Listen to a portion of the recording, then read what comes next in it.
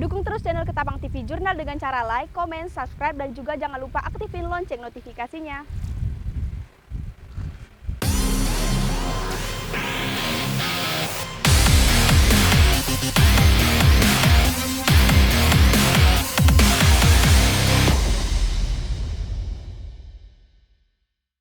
Saudara, berjumpa kembali bersama saya di Tauktar Mauludea di dalam acara Ketapang TV Jurnal edisi sepekan. Kami akan menyuguhkan berita-berita yang teraktual, berimbang dan terpercaya dalam seminggu ini. Inilah dia Ketapang TV Jurnal edisi sepekan selengkapnya. Sabtu 24 Juli 2021, kegiatan rutin bulanan oleh Muslimat Nahdlatul Ulama, pengurus anak cabang Delta Pawan Kabupaten Ketapang, yakni zikir dan istighosah berlangsung begitu hikmat. Zikir dan istighosah ini beragendakan di Masjid Nur Asmaul Husna, beralamat di Jalan Hayam Muruk, Sukabangun Dalam, Kabupaten Ketapang, Kalimantan Barat. Acara hari ini adalah kegiatan dari pengurus anak cabang Muslimat Nahdlatul Ulama Kabupaten Ketapang, Kecamatan Delta Pawan. Kehadiran kami di sini adalah sebagai mendampingi kegiatan ini, karena memang ini secara keorganisasian di bawah koordinasi pengurus cabang Muslimat. Kemudian pengurus cabang Muslimat itu koordinasi lagi di atasnya ada pengurus cabang Nahdlatul Ulama. Dalam hal ini kami mewakili pengurus cabang Nahdlatul Ulama juga ikut memantau program yang diadakan oleh banom-banom yang ada di Kabupaten Ketapang. Salah satunya adalah banom Muslimat NU. Alhamdulillah yang kita pantau dari Muslimat anak cabang ini, insya Allah program rutin yang sudah berjalan ini adalah program rutin bulanan ini sebagai istighosah zikir bersama, yang tujuannya mungkin kita niatkan untuk kemaslahatan Kabupaten Ketapang terutama dan juga untuk keselamatan bangsa ini. Karena dengan zikir, dengan doa, dengan istighosah itu tujuan kita adalah mengutuklah memohon kepada Allah Subhanahu wa taala apalagi di masa seperti ini ya. Kegiatan ini dimulai pukul 14.00 waktu Indonesia bagian Barat, diisi tausiah oleh Ustadz Zulkarnain, lalu dilanjutkan dengan sholat asar berjamaah. Kegiatan ini berlangsung dengan tetap menerapkan standar protokol kesehatan yang telah dianjurkan oleh pemerintah. Dari Kabupaten Ketapang di Tauktar Mauludea, Firman Syah mewartakan untuk Ketapang TV Jurnal. Maraknya pemburuan terhadap satwa liar dilindungi membuat resah BKSDA Kalbar dalam keseimbangan ekosistem dan kepunahan satwa. Namun di sisi lain, ada masyarakat khususnya di Kabupaten Ketapang yang telah memiliki kesadaran tentang pentingnya menjaga kelestarian satwa dilindungi dengan menyerahkan satwa dilindungi kepada pihak BKSDA Ketapang. Satata Nur Adi Rahmanta, Kepala BKSDA Kalimantan Barat, mengapresiasi masyarakat yang telah menyerahkan satwa dilindungi kepada BKSDA. Namun, ia juga menghimbau masyarakat agar tidak memburu dan memelihara satwa dilindungi dan memilih hidup berdampingan serta membiarkan satwa hidup di alamnya. Pertama-tama, kami di BKSDA Kalbar tentu menyampaikan apresiasi dan penghargaan setinggi-tingginya kepada anggota masyarakat yang cukup peduli dengan konservasi satwa liar. Ya, apa yang dilakukan masyarakat tersebut menunjukkan bahwa kesadaran akan menjaga kelestarian satwa liar khususnya dilindungi itu menjadi penting. Ya, itu sekali lagi kami ucapkan terima kasih dan apresiasi tinggi-tingginya. Namun demikian, barangkali kita harus merenung ya. Apakah benar setiap kali perjumpaan dengan satwa liar, solusinya harus kita tangkap, serahkan ke BKSDA Kalbar, dan nanti toh oleh BKSDA juga akan dilepasliarkan kembali. Apakah solusinya selalu seperti itu? Mari kita pahami bahwa data interaksi antara manusia dan satwa dari waktu ke waktu bukannya berkurang, selalu ada dan mungkin terus bertambah. Mari kita bayangkan ya, satwa ini khususnya terenggiling ya, satwa liar ini seperti terenggiling kan tidak berbahaya buat manusia. Tidak bisakah kita membiarkan mereka hidup sebagaimana adanya? Kami menyebutnya bertetangga dengan satwa liar. Satata mengajak masyarakat untuk memiliki kesadaran dalam menjaga satwa dilindungi dengan membiarkan satwa hidup di habitatnya dan hidup berdampingan dengan manusia. Dari Kabupaten Ketapang, Paulina Piling melaporkan untuk Ketapang TV Jurnal. Bertempat di Gedung Teddy Kastari Lanut Supadio, Pontianak, Pangkalan TNI Angkatan Udara Supadio Pontianak melaksanakan serbuan vaksin massal COVID-19. Vaksin massal dilaksanakan dalam rangka mendukung program pemerintah pusat dan sekaligus memperingati Hari Bakti ke-74 TNI Angkatan Udara pada 29 Juli 2021. Dalam serbuan vaksin massal ini, pihak TNI Angkatan Udara Lanut Supadio Pontianak menyiapkan setidaknya ada 1.000 vaksin jenis Sinovac kepada warga umum dan juga kepada kelompok usia muda 12-17 tahun yang belum menerima vaksin. Selain itu, di saat yang bersamaan, pihak Lanut Supadio Pontianak juga memberikan berupa bantuan sembako kepada beberapa warga sebagai bentuk kepedulian di tengah pandemi COVID-19. Kemarin sasaran dulu ya, hari ini kan kita 1.000. Kira-kira tanggal 7 ya kemarin ya?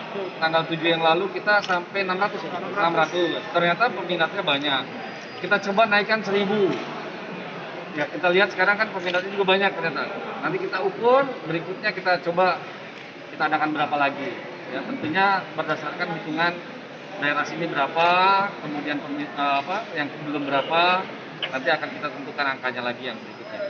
Ini kebetulan kita samakan dengan Hari Bakti TNI AU tanggal 29 Juli nanti. Jadi kita ada rangkaiannya, demam berdarah. Kemarin kita sudah melaksanakan gotong royong untuk membersihkan rumah ibadah, walaupun kita masih terbatas menggunakannya. Karena lama ditinggal nggak dipakai kan, takutnya kotor, kita rapikan gitu. 1 bulan ini. Nah, setelah ini kita pakai Sinovac ya. Jadi 1 bulan kemudian nanti silakan kembali lagi, baru dapat sertifikat. Masyarakat Warga Lanut, Pak? Nggak ada bebas, keluarga juga masyarakat. Jadi siapa saja sama, disamakan di sini. Usia 12-17 sudah boleh, yang jelas 18 sebelumnya memang sudah kan ya. Jadi minimal 12. Dengan syarat-syarat bawa KK ya, kartu keluarga ya. Tentunya ini kan program pemerintah yang sangat-sangat bagus ya untuk kembalinya Indonesia kembali normal atau yang disebut herd immunity. Kita mendukung program pemerintah yang sudah bekerja keras. Kita coba di daerah kita masing-masing, di dekat wilayah kita masing-masing. Tentunya instansi lain juga kan sudah melaksanakan ini. Ya, jadi ini wujudnya gotong royong untuk membentuk masyarakat yang kuat terhadap virus COVID-19 ini. Pihak Lanut Supadio Pontianak juga menyatakan jika selama ini guna mendukung program vaksin pemerintah, pihaknya terus bekerja sama dengan instansi lain dan dinas terkait yang ada di wilayah Kuburaya dan Kalimantan Barat. Salah satunya ikut terlibat mensosialisasikan vaksin dan melaksanakan vaksin. Dari Kota Pontianak, M. Amarudin di Tauktar Mauludea mewartakan untuk Ketapang TV Jurnal. Direktur Politeknik Negeri Ketapang Endang Kusmana bersama Bupati Kayong Utara Citra Duani melakukan penandatanganan naskah kesepakatan bersama atau MOU dalam memberdayakan potensi Politep dan Pemda KKU dalam pengembangan sumber daya manusia, penelitian, pengkajian, prekayasa, penerapan, pengoperasian, dan evaluasi kebijakan. Direktur Politeknik Negeri Ketapang bersama Kepala Dinas Pertanian dan Pangan Kabupaten Kayong Utara dalam pengadaan kelas kerjasama untuk peningkatan jenjang pendidikan penyuluhan pertanian di Kabupaten Kayong Utara.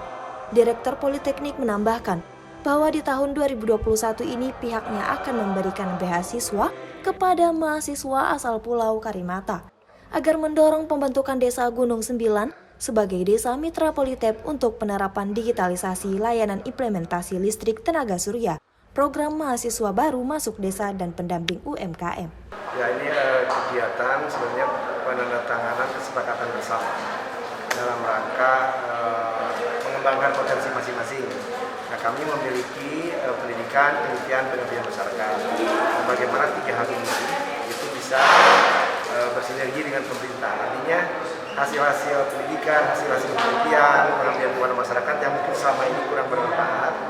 Nah, kita coba akan kombinasikan karena nanti kami ingin melakukan riset atau pendidikan pengabdian itu berdasarkan permintaan dari mitra. Nah, ini akan tentu akan lebih bermanfaat. Itu pada kami. Sementara Bupati Kabupaten Kayong Utara Citra Duani menyambut gembira kerjasama yang dilakukan dengan Politeknik Negeri Ketapang. Pihaknya sangat terbuka untuk penerapan hasil pendidikan, hasil riset, dan pengabdian kepada masyarakat sehingga hasilnya bisa dimanfaatkan oleh masyarakat. Jadi kita pemerintah daerah Kalimantan Utara ingin percepatan pembangunan itu bisa dipercepat dalam waktu yang tidak terlalu lama di berbagai sektor. Nah untuk itu maka untuk mewujudkan itu harus melakukan kerjasama. Salah satunya dengan pembangunan. Nah kita ingin sumber daya manusia kita itu yang siap pakai, yang siap kerja supaya bisa mengatasi masalah pengangguran. Yang kedua, potensi sumber daya alam, komoditi unggulan kaya itu dengan kerjasama ini itu lebih memberikan manfaat ekonomi kepada masyarakat. Nah, ketiganya pengambilan keputusan kepala daerah itu harus melalui kajian, harus melalui riset. Nah, kenapa? Nanti kalau perencanaannya tidak tepat, nanti hasilnya tidak bisa dirasakan manfaat secara maksimal oleh masyarakat. Nah, sisi lain bahwa meningkatkan partisipasi masyarakat dengan bergotong royong. Maka dengan adanya kerjasama ini bukan hanya di bidang akademis, tapi di bidang pengabdian kepada masyarakat. Ya, masyarakat kita itu ikut serta bersama mahasiswa membangun kampung halaman ini dengan KKN ya, kuliah kerja sama. Sehingga dengan KKN ini masyarakat sangat merasa bahwa ada pihak yang memang bisa membimbing dalam berbagai macam hal sesuai dengan instruksi. Jadi gotong royong karena di era sekarang ini menggerakkan partisipasi masyarakat. Nah, di mana-mana pun, khususnya di Kalimantan Utara, maka mari kita bekerja sama masuk perguruan tinggi dengan anak-anak KKN itu mereka memiliki cara ya, pendekatan dengan ibu-ibunya, dengan bapak-bapaknya. Mungkin RT-nya sulit menggerakkan gotong royong. Nah, dengan mahasiswa ini saya punya keyakinan bahwa mereka masih anak-anak muda, semangat muda, sehingga dia punya pendekatan sosial kultural. Bagaimana orang yang tadinya malas untuk gotong royong, dia gali potensi segala macam sehingga orang itu bisa ikut serta partisipasi. Terima kasih Pak waktunya selamat sore. Kegiatan penelitian diarahkan kepada penelitian bermitra sehingga hasilnya bisa dimanfaatkan masyarakat dan mendapat pengakuan hak kekayaan intelektual serta kegiatan pengabdian kepada masyarakat. Kegiatan penelitian diarahkan kepada penelitian bermitra sehingga hasil bisa dimanfaatkan oleh masyarakat dan mendapat pengakuan hak kekayaan intelektual serta kegiatan pengabdian kepada masyarakat. Diarahkan kepada pemberdayaan masyarakat desa untuk mendorong nilai tambah atas potensi desa. Dari Kabupaten Ketapang, Dita Oktar Mauludea, Tony Adam mewartakan untuk Ketapang TV Jurnal. Dinas Kesehatan Kabupaten Ketapang memberikan vaksinasi kepada para pelajar di Kabupaten Ketapang umur 12 tahun sampai 17 tahun. Vaksinasi ini dalam rangka persiapan pembelajaran tatap muka di Kabupaten Ketapang agar tak hanya guru, namun juga siswa yang divaksinasi. Prajuneka selaku Kepala Bidang Kesehatan Masyarakat Dinas Kesehatan Kabupaten Ketapang menjelaskan, sebanyak 200 dosis disiapkan untuk para pelajar pada vaksinasi kali ini. Prajuneka juga mengatakan para pelajar ini wajib didampingi oleh orang tua atau wali untuk melakukan vaksinasi. Baik, terima kasih. Vaksinasi hari ini khusus untuk pelajar usia 12 sampai 17 tahun. Jadi kami memberikan alokasi sebanyak 200 orang. Khusus untuk pelajar, ini yang di bawah 17 tahun, kami minta untuk didampingi oleh wali atau orang tuanya. Jadi kami perlu juga membuat sistem seperti itu agar orang tuanya juga mengetahui bagaimana mekanisme pemberian vaksin bagi anak-anak kita. Nah, ini ada kaitannya dengan persiapan pembelajaran tatap muka atau PTM, sebagaimana instruksi Pak Bupati. Jadi bukan hanya gurunya saja yang sudah divaksin, tetapi juga kita mengharapkan nanti semua anak sekolah usia 12 sampai 17 tahun di Ketapang ini juga sudah divaksin, sehingga baik guru maupun murid anak sekolah itu keduanya sudah divaksin, sehingga lebih aman apabila nanti kita memulai untuk pembelajaran tatap muka atau pertemuan tatap muka.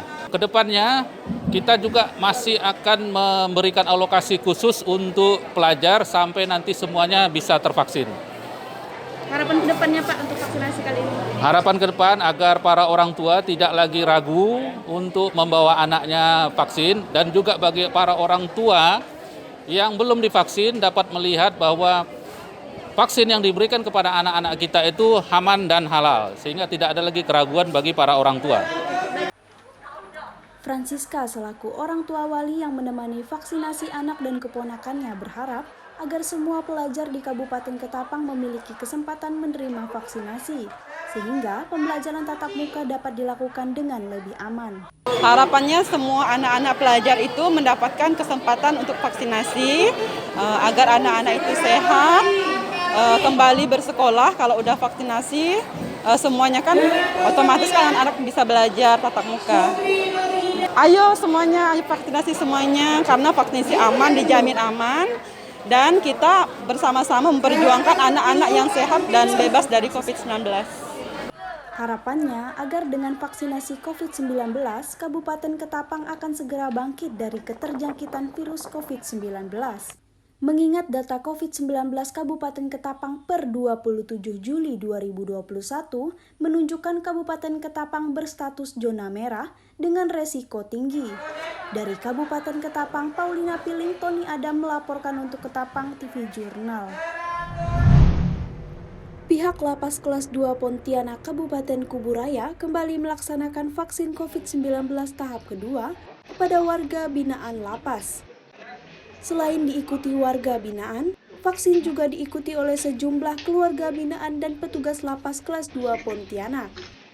Meski berada di dalam lapas, program vaksin yang dilaksanakan pihak lapas ini disambut baik oleh warga binaan. Salah satunya Jeki. Jeki mengatakan jika vaksin ini sangat membantu, mengingat di dalam lapas selalu berdesak-desakan dan sangat rentan tertularnya virus. Dengan adanya vaksin ini diharapkan dapat mencegah tertular virus COVID-19. Dengan siapa Bang? Bapak Jeki. Jeki. Bang, vaksin yang keberapa nih Bang? Kedua. Bang, dengan adanya program vaksin gratis dari pihak lapas ini bagi warga binaan, bagaimana Bang tanggapan warga binaan sendiri Bang? Sangat membantu Pak. Nah kita kan di sini udah saling berdesakan sangat rentan untuk dapat penyakit itu kan. Dengan adanya vaksin ini bisa mencegah untuk kita. Nah, sebelumnya ada merasa khawatir nggak sih Bang dengan vaksin ini Bang? Ya, tidak ada lah, kalau jelas pemerintah kan tidak mungkin membahayakan kita. Kan tidak mungkin ngasihkan hal-hal yang untuk membahayakan kita lah gitu kan. Artinya kena kesadaran Abang sendiri ya? Iya. Nah, dan harapannya kepada warga binaan yang mungkin saat ini belum divaksin? Ya, supaya mau ikut vaksin itu loh. Karena kan selain untuk menjaga mereka sendiri, ya untuk menjaga ya teman-teman yang lain gitu kan. Sementara itu, Kepala Lapas Kelas 2 Pontianak, Farhan Hidayat menyatakan, setidaknya ada 250 orang dari 1072 orang warga binaan yang sudah divaksin tahap pertama, dan selebihnya belum menerima vaksin COVID-19. Farhan Hidayat menjelaskan penyebab sebagian warga binaan belum menerima vaksin karena faktor darah tinggi, sakit jantung, faktor penyakit lainnya yang tidak bisa divaksin. Untuk vaksin ini memang ada beberapa warga binaan yang belum siap untuk divaksin. Satu adalah ada warga binaan yang memang punya penyakit bawaan seperti darah tinggi, jantung, itu kan masih belum boleh ya. Nah itu. Terus yang masih sehat mungkin masih ya kita ajak kepada warga binaan yang belum mau divaksin. Jadi saya kasih motivasi, berikan motivasi bahwa manfaat dari vaksinasi itu ya. Nah ini tadi saya dapat informasi memang ada yang sudah siap juga mau divaksin yang pertama. Nah ini target kita untuk hari ini sekitar 300-an. Nah sampai saat ini memang sedang berlangsung, jadi kita belum tahu pasti berapa banyak yang sudah divaksin, gitu ya. Pertama ada 250-an kalau nggak Dari salah, total ya. warga binaan berapa? Dari total 1072 orang. Yang sudah 2 tahap ya kemarin. Bentar, saya lupa sana yang sudah divaksin tahap pertama. Nah, kemarin itu pun memang dengan pegawai ya. Ada pegawai sekitar 100 orang, warga binaan sekitar 250-an ya. Itu yang sudah vaksin pertama. Ini vaksin kedua juga. Jadi ada sekarang warga binaan ada yang vaksin kedua, ada juga yang vaksin pertama ikut juga. Bang, yang jelas banyak sih warga binaan yang punya penyakit bawaan, jadi kita belum berani untuk supaya mereka divaksin ya. Untuk hari ini selain warga binaan ada juga pegawai ya, pegawai ada sekitar 100 orang, juga ada warga sekitar lapas. Kemarin kita ajak masyarakat yang ada di sekitar lapas, juga ada dari pegawai rubasan, terus dari LPKA juga kita ajak. Dan kemarin tadi juga ada tahap pertama yang divaksin dari pegawai Bapas Pontianak ya. Jadi diperkirakan kemungkinan lebih dari 300 orang yang akan divaksin hari ini. Sebelumnya, pihak lapas juga telah melaksanakan vaksinasi tahap pertama yang diikuti oleh warga binaan dan juga warga sekitar yang ada di sekitar lapas. Dari Kabupaten Kuburaya, M. Amarudin, Paulina Piling mewartakan untuk Ketapang TV Jurnal. Bertempat di halaman kantor Bupati Kuburaya, Muda Mahendrawan menyerahkan langsung bantuan kedua unit mobil ambulan kepada pihak puskesmas. Kedua unit mobil ambulan tersebut diberikan kepada 2 puskesmas, yakni Puskesmas Sungai Kakap dan Puskesmas Rasau Jaya.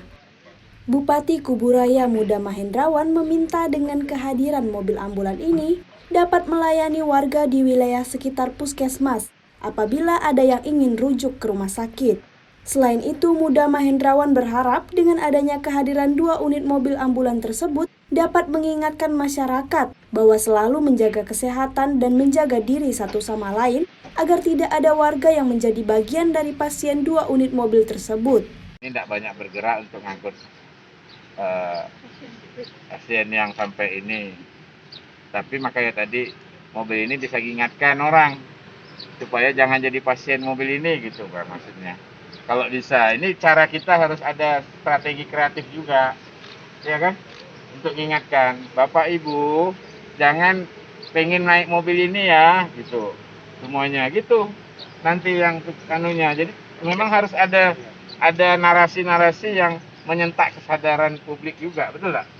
Kalau bisa mobil ambulan itu keliling ngatakan Bapak Ibu pengen nggak naik mobil ini, gitu kan? Jangan ya. Nah, caranya, ayo jaga maskernya, jangan kumpul sembarangan. Kalau datang cuci tangan ini segala macam. Nah gitu. Kira-kira kita mulai dengan narasi yang kira-kira, karena kalau narasi yang normatif kayaknya masyarakat sudah jenuh, capek dia dengarnya. Mungkin dia udah bosen kali. Pak Muda nih ngomong ini ya terus, siapa ngomong-ngomel ya misalnya kan. Nah, jadi orang mungkin perlu narasi-narasi yang kita balik supaya dia menyentak kesadaran dia. Bapak Ibu semuanya, yuk warga, ada yang pengen naik mobil ini enggak gitu. Nah, kalau ini harus kita hindari. Jangan sekali kita berusaha untuk bagaimana agar bisa semuanya menyadari, jangan beresiko, jangan kita selalu berusaha menghindari resiko-resiko kumpul yang tadi itu. Nah, mudah-mudahan ini akan justru malah lebih bisa memberikan semacam menyentak kesadaran kolektif semuanya agar justru mobil ini kehadirannya malah memberikan semacam perubahan sikap pola cara, jadi tidak usah lagi ada yang memandang remeh dan terus dia peka dengan situasi dan selalu berusaha menjaga ya sekitarnya. Dan kalau mau emosi mau marah ingat lagi janganlah nanti drop pula imun nih. Nah, orang yang dimarah bisa drop, orang yang marah lebih parah lagi, jantungnya berdegup, kemudian akhirnya malah banyak drop juga imunitasnya, habiskan energi. Jadi sekarang ayo kita sejenak semuanya pikiran yang jernih, segarkan semuanya, Jangan lupa olahraga tapi tidak usah berlebihan. Yang penting kita cukup dan ketenangan pikiran harus terjaga. Pak, tadi disinggung menggunakan dana APBD. Kalau untuk dua buah ambulan ini berapa, Pak? Anggarannya berapa ya kemarin? 360. 2 mobil ambulannya. Satu mobil ya? Satu mobil. Ya ini sudah lumayan nih dengan harga segitu. Saya kira komplit lah. Tapi sekali lagi saya pesankan masyarakat nanti kalau lihat mobil ini lewat terus dalam hati pikiran bilang dalam hati saya tak mau naik mobil itu. Sementara untuk pembelian kedua unit mobil ini menggunakan dana APBD pemerintah Kabupaten Kuburaya dengan total 1 unit mobil ambulans seharga Rp360 juta. Muda Mahendrawan juga menghimbau warga Kuburaya agar selalu menjaga kesehatan dengan meningkatkan imunitas tubuh supaya tetap sehat dan terhindar dari COVID-19. Dari Kabupaten Kuburaya, M. Amarudin Paulina Piling mengabarkan untuk Ketapang TV Jurnal. Pelaku bisnis perhotelan ikut merasakan dampak kebijakan PPKM Mikro yang diterapkan dalam rangka memutus rantai virus COVID-19. Salah satu hotel yang terdampak yaitu Hotel Grand Zuri Ketapang. Manajer Hotel Grand Zuri Yakub mengatakan, di masa PPKM ini rata-rata kamar hotel hanya berisi 20-30%. Ia juga mengatakan sebagian besar tamu yang menginap di Hotel Grand Zuri rata-rata para pekerja dari luar Kabupaten Ketapang yang akan bertugas di Kabupaten Ketapang. Baik, saat ini memang kami memang terdampak langsung Bapak ya. Jadi sejak dicanangkan PPKM, sebenarnya maksudnya sangat baik Pak ya, untuk kita mencegah penyebaran daripada COVID ini. Secara bisnis kami turun di angka 2-5% sejak PPKM itu dilangsungkan beberapa minggu lalu sampai saat ini. Sebelum PPKM itu ada, kami itu biasanya tingkat hunian kami sekitar 50 sampai dengan 60% setiap hari. Saat ini agak turun memang, jadi kita sekitar 30, 20 kamar, 20% lah setiap hari seperti itu. Ya, dan ini juga dampak yang paling besar adalah tamu-tamu dari luar agak terhambat datang karena mereka juga mempersiapkan segala sesuatu yang memang berhubungan dengan perjalanan mereka. Jadi memang kalau kami kan ini kan ada di mana-mana hotelnya ya. Kebetulan juga kalau mau kemari kan syaratnya harus lebih dari yang di provinsi lain ya. Kalau di Kalbar otomatis mereka kan harus ada PCR dan sebagainya. Ini yang juga yang juga agak berat. Saya rasa kabupaten sekitar juga dia mengalami hal yang sama. Untuk keluar dari daerah juga pun mereka harus mempersiapkan segala sesuatunya untuk supaya mereka bisa jalan. Ya, harapan kami sih PPKM ini memang wajib kita ikutin, mudah-mudahan bisa segera bisa teratasi agar bisnis kita bisa kembali jalan kembali, bisa normal lagi. Tidak bisa cepat memang, tapi memang bertahap lah, mudah-mudahan kita berharap bisa. Prokes kami sendiri diwajibkan untuk memakai 2 masker. Kami double masker pertama masker kesehatan, terus memasker ini sendiri, dan para tamu diwajibkan untuk ketika mereka masuk mereka harus otomatis hand sanitizer kami ada terus mengukur suhu badan. Apabila suhu badannya lebih ya kami minta tolong untuk tidak masuk ya, paling enggak ya kita serahkan begitu. Tapi rata-rata yang datang kemarin memang di bawah 37. Paling tinggi kemarin saya lihat itu 36,5 yang ada di sini, yang mereka harus langsung lakukan itu.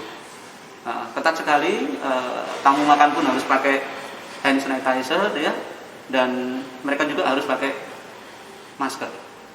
Hotel Grand Zuri juga menerapkan protokol kesehatan dan menghimbau para tamu agar mematuhi protokol kesehatan untuk menjaga kenyamanan dan keamanan bersama demi memutus rantai virus COVID-19. Dari Kabupaten Ketapang, Paulina Piling melaporkan untuk Ketapang TV Jurnal.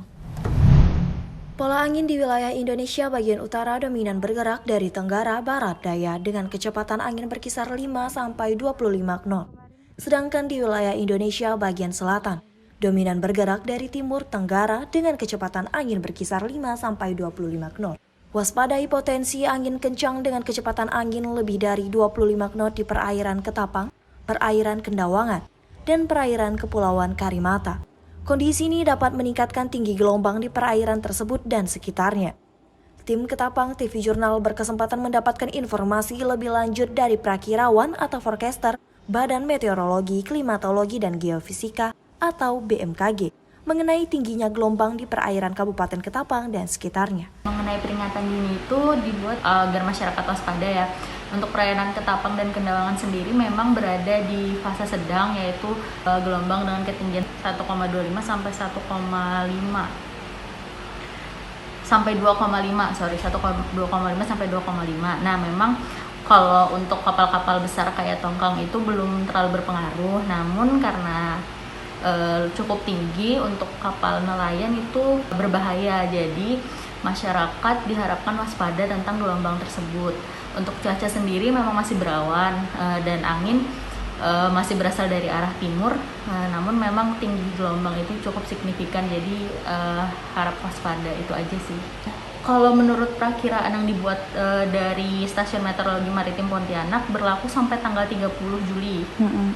Jadi memang masih di fase sedang dari tanggal 27 sampai 30 nanti. Harap diperhatikan, resiko tinggi terhadap keselamatan pelayaran terutama para perahu nelayan yang mengambil ikan memiliki resiko tinggi. Untuk kapal tongkang, kapal feri, kapal-kapal besar seperti kapal persiar, serta masyarakat yang tinggal dan beraktivitas di pesisir sekitar area yang berpeluang terjadinya gelombang tinggi agar tetap selalu waspada. Dari Kabupaten Ketapang, Dita Oktar Mauludea mewartakan untuk Ketapang TV Jurnal. Perkumpulan Merah Putih Kabupaten Kuburaya resmi dilantik di salah satu hotel yang ada di Kabupaten Kuburaya. Dasar dibentuknya Perkumpulan Merah Putih ini untuk menghadirkan keharmonisan antar suku budaya yang ada di wilayah Kabupaten Kuburaya. Pelantikan yang dihadiri langsung oleh Bupati Kuburaya Muda Mahendrawan ini mengatakan, jika perkumpulan semacam ini merupakan aset sumber daya manusia bagi Kabupaten Kuburaya. Karena di zaman ini diperlukan kualitas sumber daya manusia serta ide-ide dari semua suku dan budaya.